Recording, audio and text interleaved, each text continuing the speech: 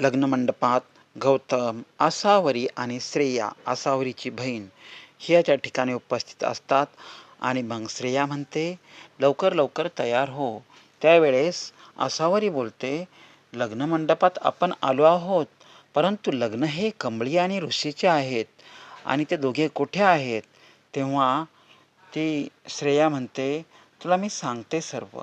आता बघा, तिने काय केलेलं आहे, श्रेयाने आसावरीच्या हाताला पकडलेला आहे. ती तिची बहीण आहे. आणि मग ती जेव्हा मंडपात असतात तेव्हा तो जो माणूस असतो सामायिक विवाहामध्ये जो नावाची नोंदणी करतो, तो सांगतो की तुमचं जे लग्न होणार आहे ते तुम्ही 8 नंबर, 9 नंबर किंवा 10 नंबर रूममध्ये जावा. कारण प्रत्येकाला त्यांनी नटाखटी करण्यासाठी रूम दिलेले असतात. त्यांनी प्रत्येक जोडप्याला नंबर दिलेला आहे. माणूस सांगतो की आसावरीला तुमचा नंबर 7 आहे. मग तुमचा लग्नाचा नंबर 7 आहे रांगेमधील, तुम्ही जावा, तयार होऊन या. आसावरीला सांगतो की रूम नंबर 9मध्ये जायचे. आता या ठिकाणी बघा, श्रेया ही आसावरीला 9 रूम नंबरमध्ये घेऊन जात आहे.